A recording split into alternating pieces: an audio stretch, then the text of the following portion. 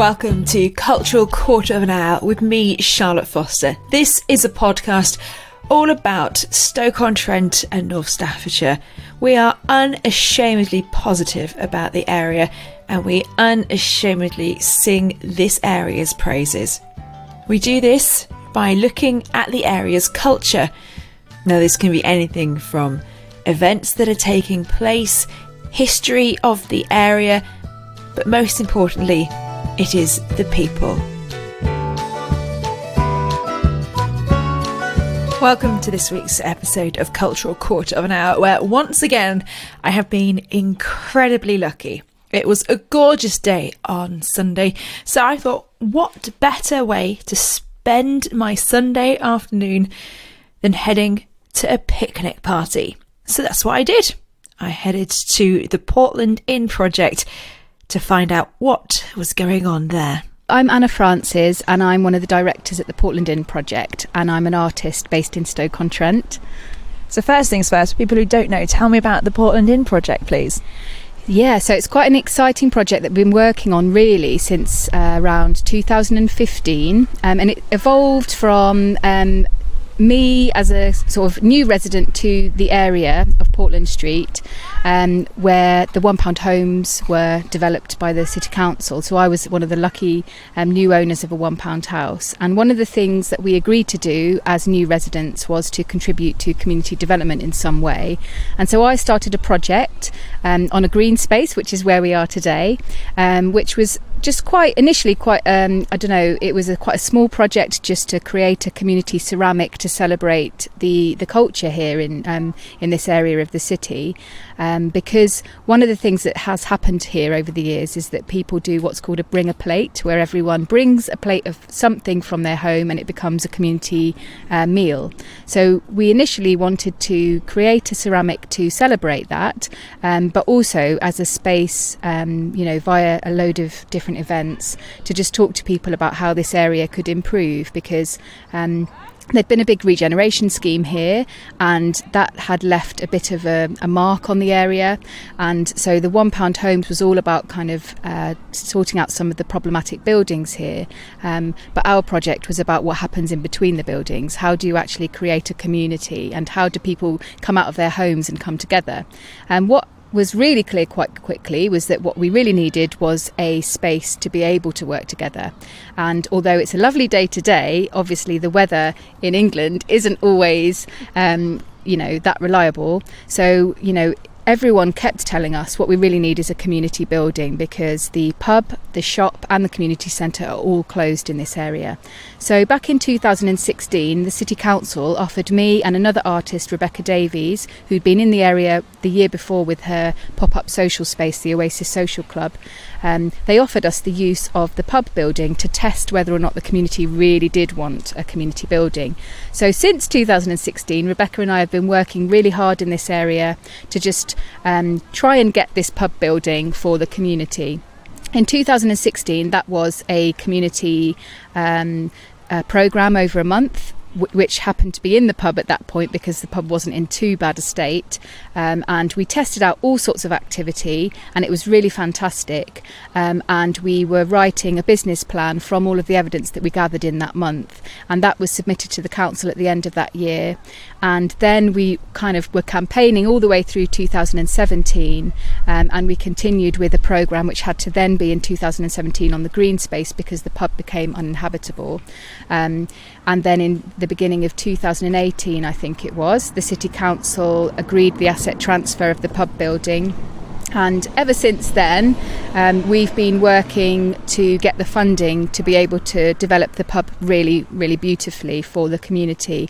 Last year, we built a temporary space just in front of the pub with Baxendale, who are some fantastic architects who are based in Scotland, and they came down, worked with our community, tested out community co-building ideas and built a temporary space. And the idea around that was because when we do develop the pub building, we want the community to help us to work on it. So that was a test really of, how can we work together.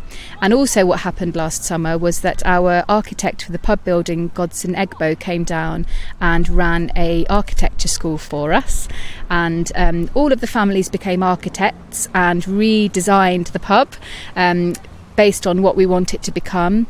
And then today we've got those plans on display. So Godson took all of those ideas away and has created a beautiful design from all of that. And we've got a third of the money that we need for the pub building. And we also were really pleased this year to be awarded a really great pot of funding from the Creative Civic Change programme, which is operated by the local trust with a number of fantastic funders, and that's going to enable us to really develop as an organisation and also to develop the skills in the community.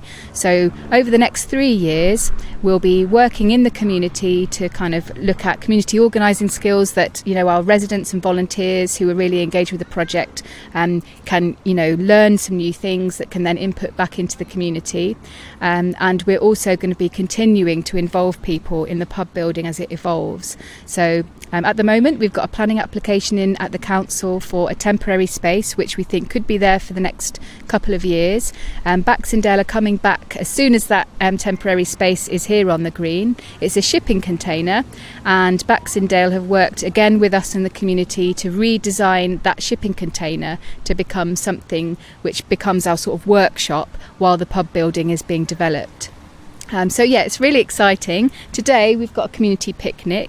It's quite a relaxed event where we started with a community clean-up. There was lots of litter picking. We've got bags and bags of rubbish and weeds that we've collected, and we also we were supported with funding from the Mayor's Community birthday celebration funding day, and so we were able to buy some plants and a really brilliant lunch. So everyone helped with the gardening and the litter picking, and now they're enjoying a well-deserved lunch. And it is well deserved, isn't it? And you mentioned a lot about community. How have you seen the community here change and grow since the project started?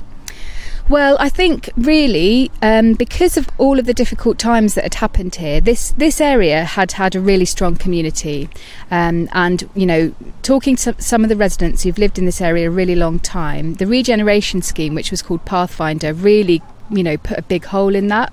And so people really lost hope, really, that there would ever be that kind of community spirit again. But what people have told us about this project is that it's bringing hope back for this community, and it's providing a space for people to be involved and to be able to contribute in all sorts of ways. What's brilliant about the project is that we need all sorts of help, and so whether people have got gardening skills, even mechanic skills, if they want to help to run sort of sports events for the young people have offered to come and do a homework club. So whatever skills people can bring, there's space for that within the project, and there will be space for that within the pub building as well. I mean, these days you can feel quite isolated. I know where I lived before, I would say hello to people on the street, but I didn't know their names, and I think that's something that we've lost a little bit. This isn't a village; it's a bit of the city, but actually, in many ways, it feels like that because people do know each other, and it's creating space for people to get to know their neighbours again, and to be able to feel that they have some ownership over this project and over the development of this community. So lots of exciting times ahead. How will you know if you've succeeded?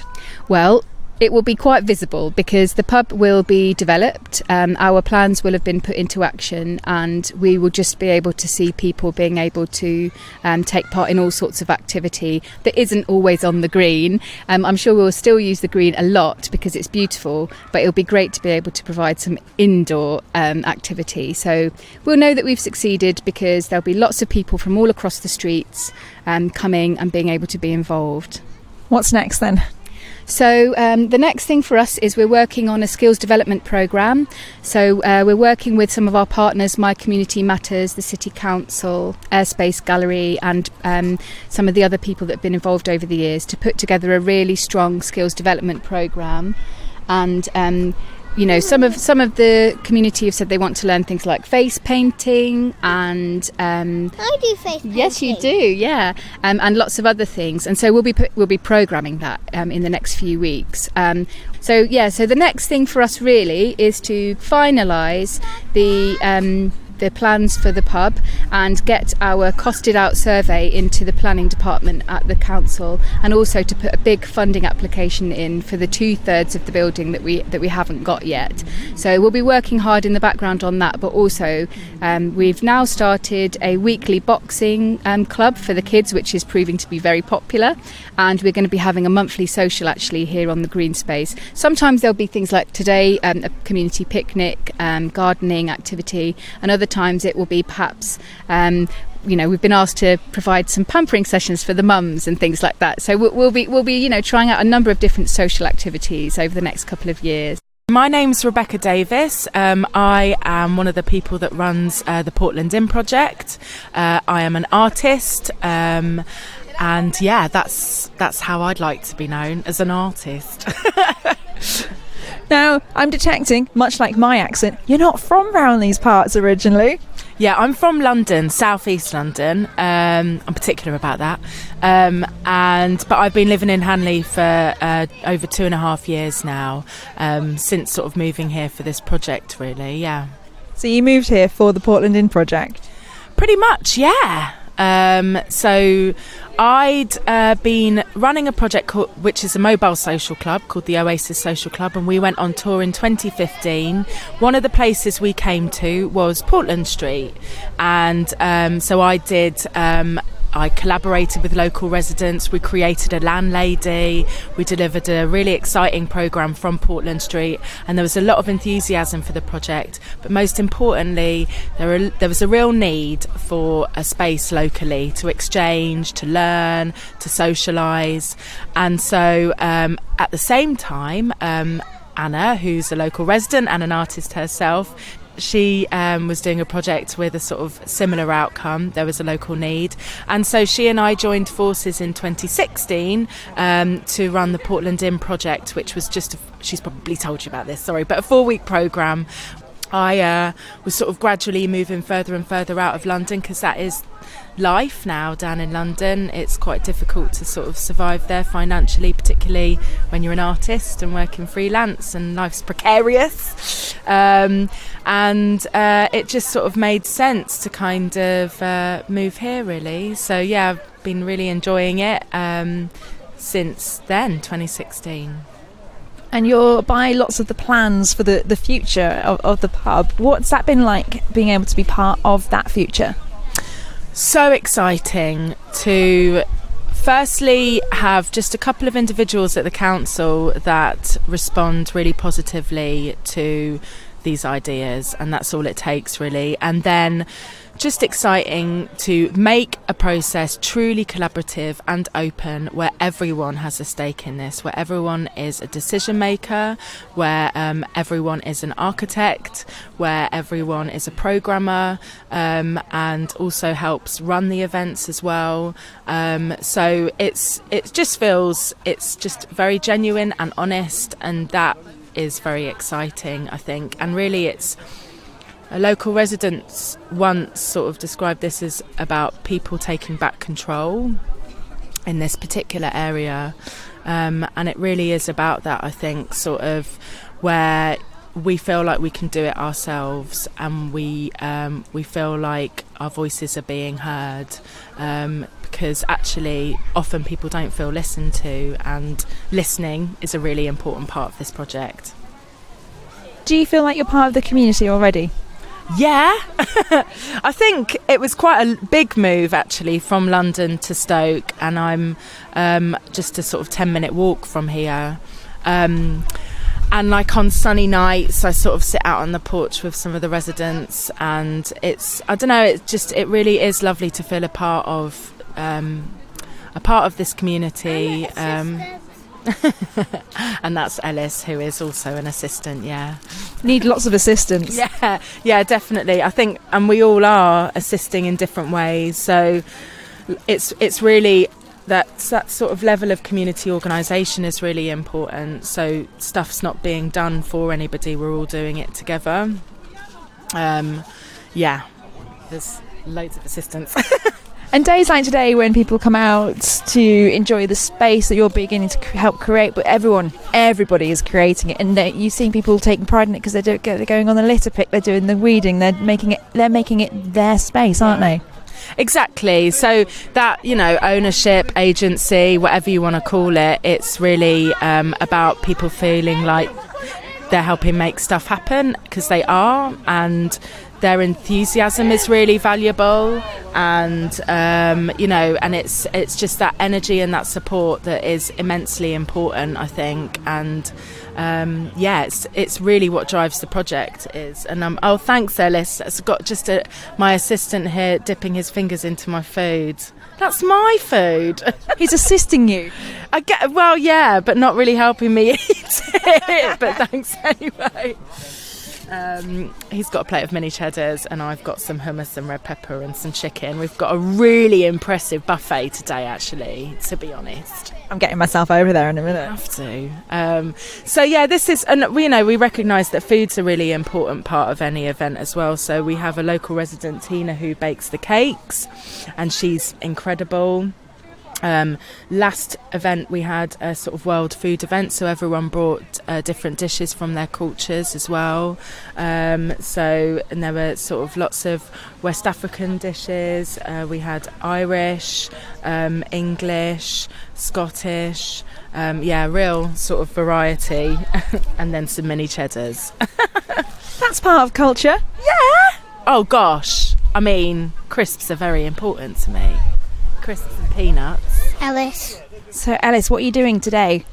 I've been an assistant because a long time ago, I was getting 10 rubbery ducks and another 10 and another 10. Then I had some ideas. Then I became an assistant. So what are you doing here today, Mecca? Water fights and eating food. What's the best bit about today? Getting soaked and the food. Jerome. Joseph. Justman. Zane. So what are you up to today, guys? Well, we're hanging around in Portland Street, and it's picnic day. And we're having fun, experiencing fresh air and stuff, like basically playing and enjoying it. And we're enjoying how much effort the Portland Inn have put into work to get all these events started. We've enjoyed how they've done this and how they've worked so hard to complete this. And being outside, is it better than being inside? Yeah, because we get to play more. Yes, because if you just stay in the house, you basically don't kind of have fresh air, and you have to have fresh air, so you have to go out and start playing. And it's better because you have more space to play, and you get to see all of your friends in one space. Yeah, and you can go play more because you can go at the park and play more because there's more things there to do. And do you make more friends when you're outside playing together? Yeah. I make plenty of friends, so I basically have no choice which one to play with. Tons of friends. Yeah, tons of friends. Thank you to everybody who spoke to me on Sunday. It was lovely meeting everybody, and there is such a sense of community, and you hear it really and truly in those little ones, don't you? The children that were telling me just how important it is to them to be able to play outside, to meet their friends and just have fun together.